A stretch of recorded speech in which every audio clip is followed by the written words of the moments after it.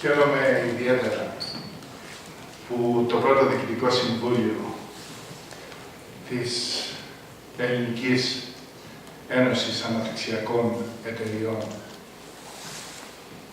γίνεται στην Τρίπολη και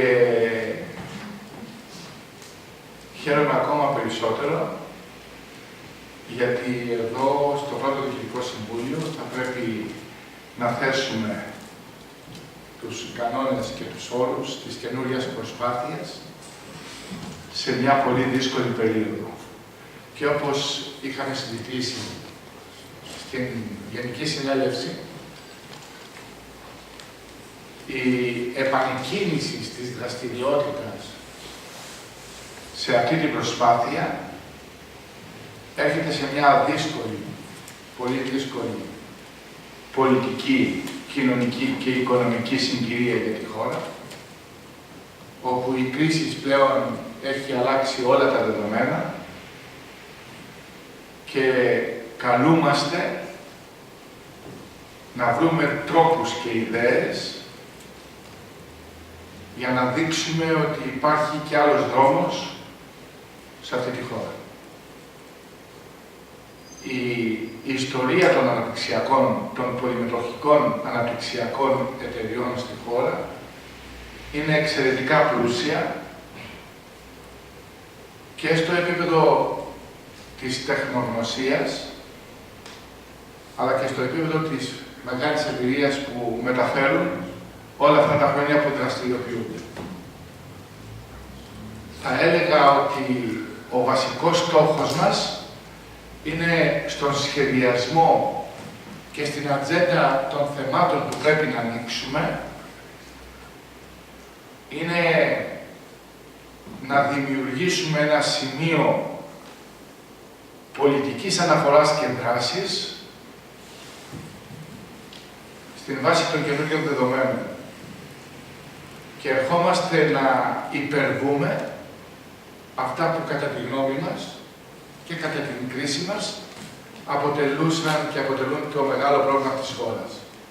Ένα από τα σημαντικότερα ιδεολογήματα που πλήρωσε πάρα πολύ η χώρα όλα αυτά τα χρόνια ήταν η ιδεολειψία ότι υπήρξε διχασμός στην ενότητα που λέγεται οικονομία και ανάπτυξης,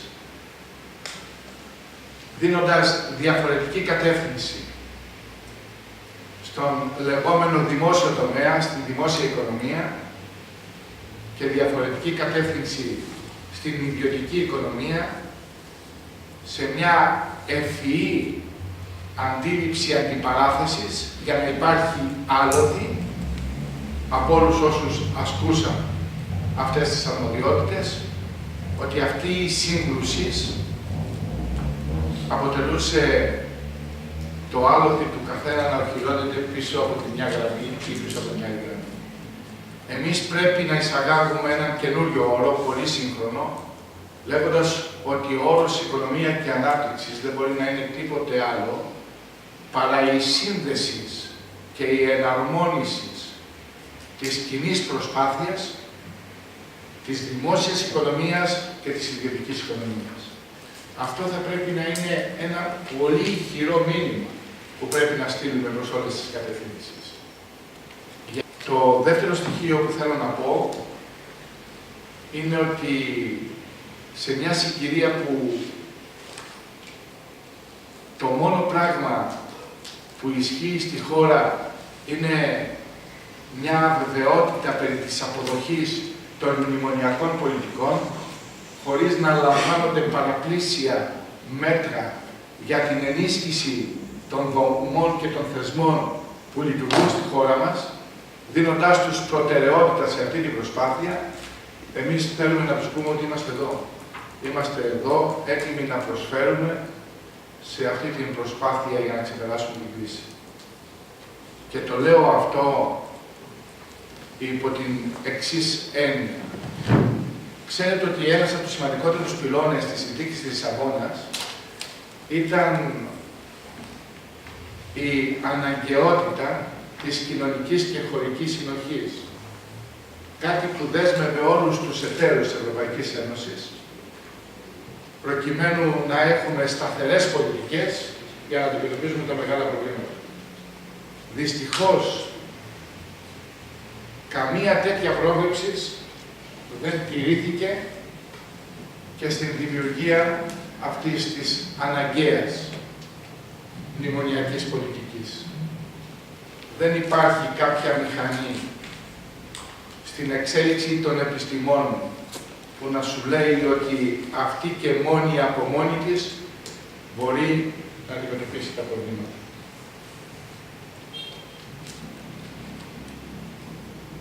Το τρίτο σημαντικό θέμα είναι ότι αυτή τη στιγμή θα πρέπει να προσεγγίσουμε με έξυπνο τρόπο, με έξυπνες ιδέες, την υστέρηση που υπάρχει από πλευράς χώρας για να δημιουργηθούν παράλληλες δομές και θεσμοί οι οποίοι θα έρθουν να καλύψουν αυτές τις ανάγκες.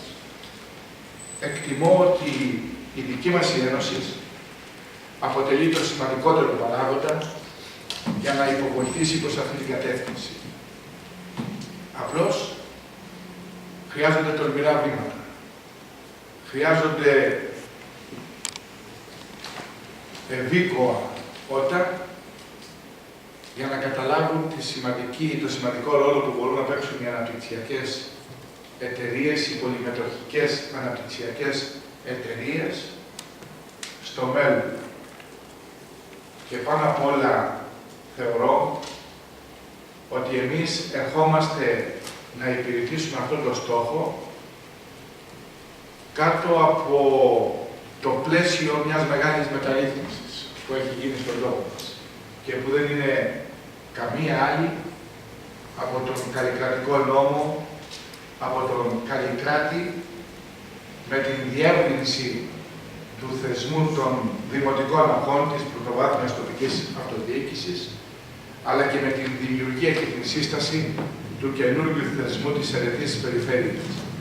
Είναι η πρώτη φορά που η ελληνική πολιτεία, το ελληνικό κράτος, κάτω από την πίεση των δεδομένων και των γεγονότων, αναγκάζεται να εγκαταλείψει πόστα εξουσίας και να μεταφέρει την εξουσία στο εγκύτερο σημείο που είναι η περιφέρεια και οι τοπικές κοινωνίες. Και αυτό το θεωρώ εξαιρετική επιτυχία, αλλά και μεγάλο πλεονέκτημα και πολλές ευθύνες.